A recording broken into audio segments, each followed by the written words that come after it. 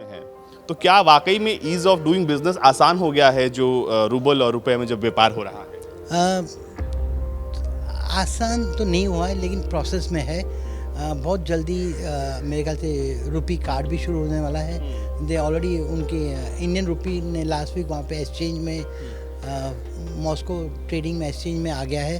सो अभी सिर्फ रुपए और रूबल की बात हो रही है। वो लोग बहुत कुछ कर सकते हैं। ये फार्मा को लेकर क्या क्या होने वाला है, क्योंकि लोग भी जो है इसको लेकर बड़े उत्सुक हैं कि भारत और रूस में फार्मा को लेकर क्या डील होने वाली है? देखिए, रूस में नई पॉलिसी निकली है फार्मा 2030। सब कुछ सीखा है तो मोदी जी से ही सीखा है। जो बल्क ड्रग पार्क बन रहे हैं इंडिया में, हमने उसी के थीम पे वहाँ पे बना। देखिए, मैं वहाँ पे 32 साल से रह रहा हूँ और अगर मैं गलती ना करूँ, अगर मैं कहूँ तो रशियन लोग तो बिज़नेस कर रहे हैं। $200 बिलियन का बिज़नेस है, अगर मैं गलती ना करूँ। लेकिन उनके दिल में उनके ऊपर विश्वास नहीं है। वो सब चाहते हैं कि इंडिया से बिज़नेस हो, क्योंकि उनको इंडियन के ऊपर ज़्यादा विश्वास है। भारत और रूस में व्यापार तो बढ़ रहा है, लेकिन व्यापार किन किन क्षेत्रों में बढ़ रहा है ये आपको बताना बेहद जरूरी है। इसी पर बातचीत करने के लिए हमारे साथ मौजूद हैं सैमी कोटवानी साहब, इंडियन बिजनेस काउंसिल के हेड है, प्रेसिडेंट हैं। आप भारत में हैं और लगातार डेलीगेशंस के दौरे हो रहे हैं। लोग कह रहे हैं कि बिजनेस भारत और रूस में बहुत चरम पर है, क्या कुछ हो रहा है? देखिए, जो 29 और 30 मार्च में जब हम आए थे, तब सेंट पीटर्सबर्ग इकोनॉमिक फोरम की टीम आई थी। Saint Petersburg economic forum number 1 of the best forum है, बहुत बड़ा फोरम है।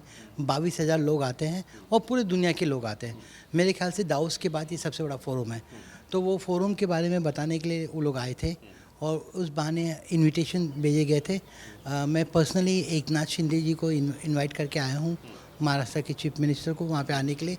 और साथ में हमने आंध्र प्रदेश के मिनिस्टर को भी दिए हैं, चीफ मिनिस्टर जगन मोहन रेड्डी को, क्योंकि हम चाहते हैं कि रशिया का फार्मा सेक्टर में बहुत वीक है और हमें उम्मीद है कि उनके आने के बाद फार्मा में वो लोग बहुत कुछ कर सकते हैं। ये फार्मा को लेकर क्या क्या होने वाला है, क्योंकि लोग भी जो है इसको लेकर बड़े उत्सुक हैं कि भारत और रूस में फार्मा को लेकर क्या डील होने वाली है?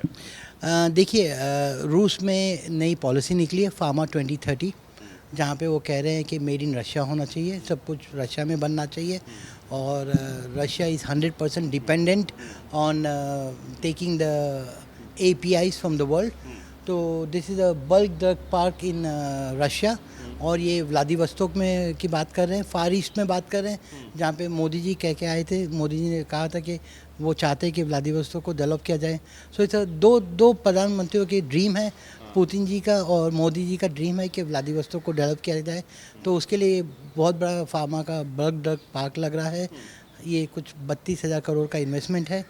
सो एक बहुत बड़ा गेम होने वाला है। और लेकिन हमने यहाँ से सब कुछ सीखा है तो मोदी जी से ही सीखा है। जो बल्क ड्रग पार्क बन रहे हैं इंडिया में, हमने उसी के थीम पे वहाँ पे बना रहे हैं। लेकिन हम एक स्टेप और आगे चले गए, उसके साथ फॉर्मुलेशन भी होगा और पैकिंग भी होगी। तो एक पूरा full circle bulk drug park की बात हो रही है। रशिया आज इंपोर्ट कर रहा है। अगर जिस स्पीड से जा रहे हैं, नेक्स्ट 2.5-3 साल में Russia will be the exporter of bulk drugs. हम चाहते हैं कि चाइना से डिपेंडेंसी थोड़ा कम हो जाए। तो क्या मतलब चाइना जो रोल भारत को लेकर वो जो मिजाज अख्तियार कर रहा है, वही जो रुख है वो रूस को लेकर भी है क्या? देखिए, मैं वहाँ पे 32 साल से रह रहा हूँ और अगर मैं गलती ना करूँ, अगर मैं कहूँ तो रशियन लोग तो बिज़नेस कर रहे हैं। $200 बिलियन का बिज़नेस है, अगर मैं गलती ना करूँ। लेकिन उनके दिल में उनके ऊपर विश्वास नहीं है। वो सब चाहते हैं कि इंडिया से बिज़नेस हो, क्योंकि उनको इंडियन के ऊपर ज़्यादा विश्वास है चाइनीज़ के कंपेयर में। अच्छा, यहाँ पर बहुत सारे इन्वेस्टमेंट्स भी हो रहे थे जो हमारी बातचीत हो रही थी।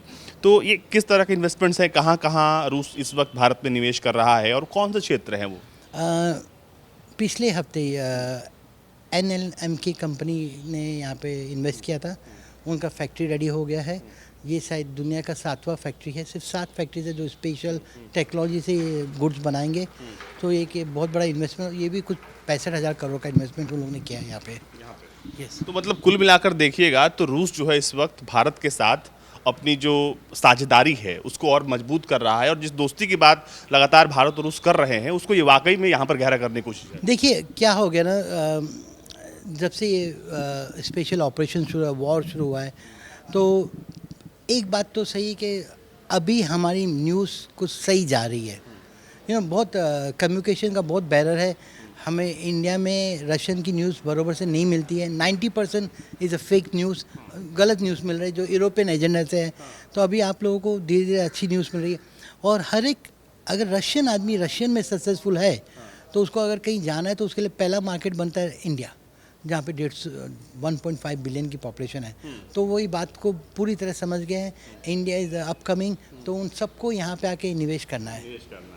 और इसमें सैमी और प्लस आप जानते हो कि इंडिया और रशिया के बीच में ऑयल की वजह से बहुत बड़ा बिजनेस हो गया है। एट प्रेजेंट रशियन सरकार के पास $30 बिलियन के रुपया पड़े हैं यहाँ पे, जो उनको यूज़ करने हैं। So they are looking for anything connected to technologies, defence, they are very interested to invest. अच्छा, एक इन्वेस्ट करना है अभी। एक चीज़ और है बहुत दिलचस्प कि अगर आज के वक्त में कोई मॉस्को जा रहा है तो उसे डॉलर नहीं लेने की ज़रूरत है, सीधा वो यहाँ से रूबल लेता है और लेके जा रहा है, क्योंकि आप बिजनेस में हैं। तो क्या वाकई में ईज़ ऑफ डूइंग बिजनेस आसान हो गया है जो रूबल और रुपए में जब व्यापार हो रहा है? आसान तो नहीं हुआ है लेकिन प्रोसेस में है। बहुत जल्दी मेरे ख्याल से रुपी कार्ड भी शुरू होने वाला है। दे ऑलरेडी उनके इंडियन रुपी ने लास्ट वीक वहाँ पे एक्सचेंज में मॉस्को ट्रेडिंग में एक्सचेंज में आ गया है। सो यू नो अभी सिर्फ रुपए और रूबल की बात हो रही है।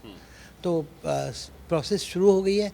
थोड़ी सी दिक्कत तो है, लेकिन बहुत जल्दी जैसे आप फ़ोन पे पेमेंट करते हो, पे करते हो, तो ऐसा ही कुछ ऐसा ही होने वाला है कि आप अपने फ़ोन पे वहाँ पे कर सकते हो। मतलब कुल मिलाकर अगर हम इसका निचोड़ बताएं तो ये है कि रुपया और रूबल मिलकर डॉलर को पटकने की पूरी फिराक में है और बहुत जल्द ये सब कुछ होने वाला है।